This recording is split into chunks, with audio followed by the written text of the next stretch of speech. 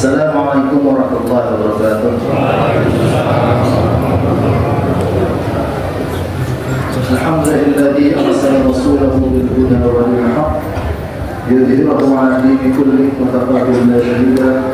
Asyhadu an la ilaha illallah wa la syarika lah wa asyhadu anna Muhammadan 'abduhu wa rasuluh. Amma ba'd. Ma'asyiral muslimin, jamaah salat Tarawih Masjid Al-Mu'min rahimahullah. Alhamdulillah kita masih diberikan nikmat oleh Allah Subhanahu wa taala untuk mengikuti dan menapaki jalan Ramadan ini.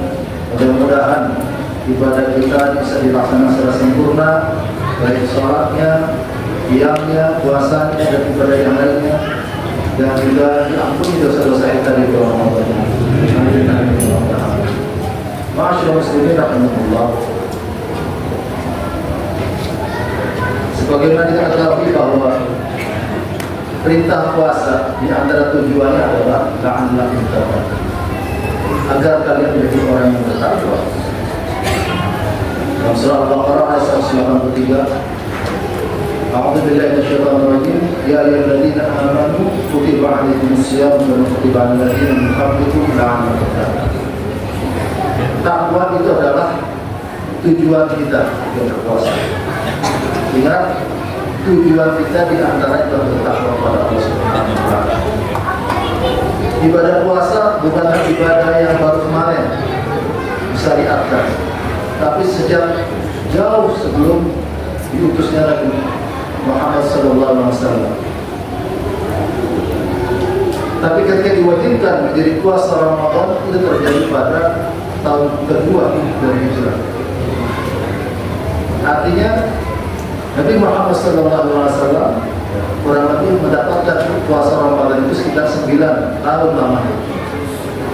Dan itu terjadi kewajiban tersebut di akhir atau menjelang akhir daripada beliau wafat. Karena wafat beliau adalah 11 Hijriah.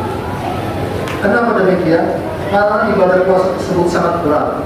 Orang untuk menahan lapar dan dahaga sehari penuh dengan berbagai dimensinya, dengan berbagai tantangannya, itu semua sesuatu yang luar biasa.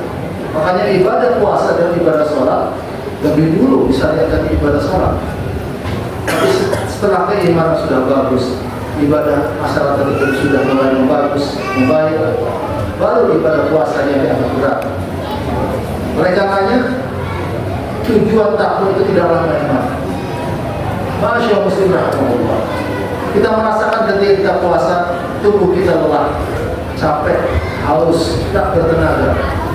Sebenarnya itu adalah sedang melemahkan jiwa kita, nafsu kita yang membara, nafsu kita yang tak pernah putus-putusnya untuk berkeinginan dan berangan-angan. Makanya kalau dalam bahasa Al-Quran, dalam surah Al-Baqarah dikatakan,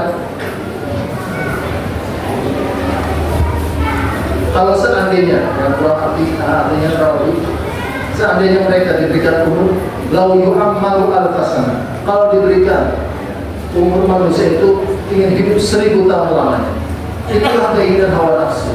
Padahal kita sebagai manusia ditakdirkan oleh Allah Subhanahu wa taala hanya berumur antara 60 sampai 70 tahun. Masyaallah muslim rahimahullah.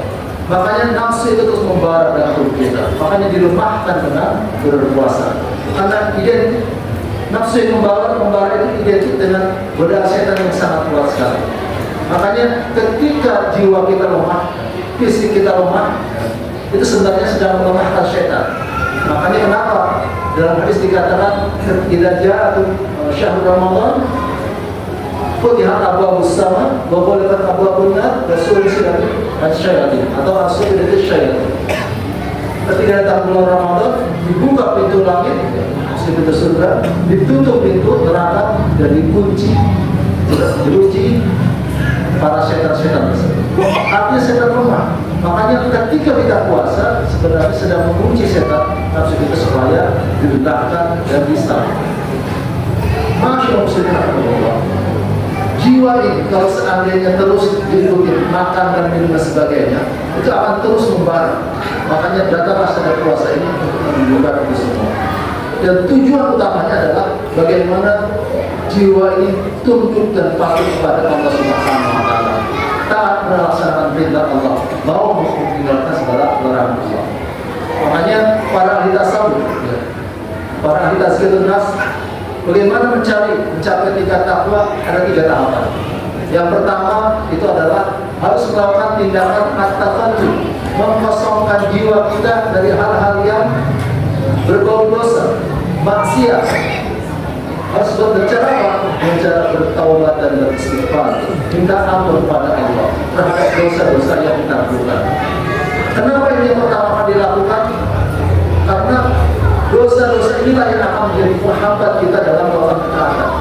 Kalau belum selesai kita bertaubat kepada Allah secara 100%, belum full, masih ada noda-noda dalam jiwa kita beribadah pasti kita akan malas rasanya. Baca Quran pasti akan ngantuk.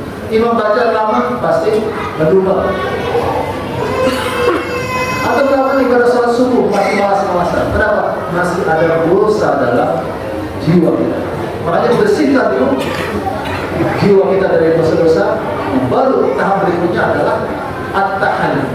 Yang pertama adalah at-tahalli, mengkosongkan dari dosa. Yang kedua adalah at-tahalli. Mengapa? Mengisi jiwa kita dengan kebaikan-kebaikan, dengan ibadah puasa, dengan sholat, baca Al-Quran kita, dan ibadah-ibadah yang lain. Sehingga apa yang terjadi? Ketika diisi dengan kebaikan dan ketaatan, jiwa kita akan hidup. Jiwa kita akan hidup. Sehingga akan sensitif kepada kebaikan. Justru akan menghindar terhadap keburukan-keburukan. Masya Allah, muslim rahmatullah. Makanya ada seorang ulama memisahkan antara jiwa yang hidup dan jiwa yang mati. Kalau jiwa yang hidup seperti makhluk hidup bertemu dengan makanan yang enak, entah itu sate, rendang atau sebagainya.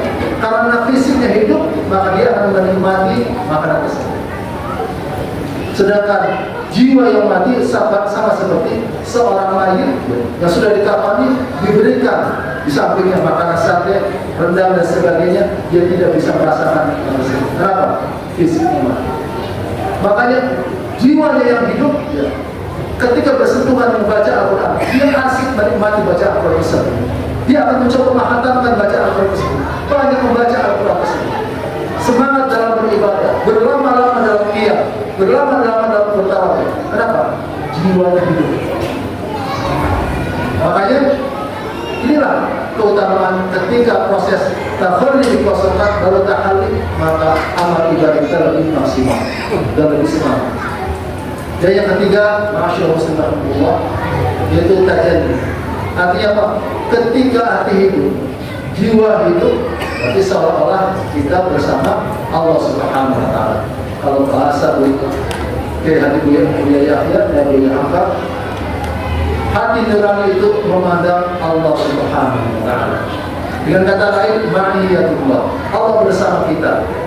Artinya kebersamaan Allah dengan kita selalu kita rasakan dan kita rindukan. Makanya demikianlah 3 tahapan untuk mencapai takwa.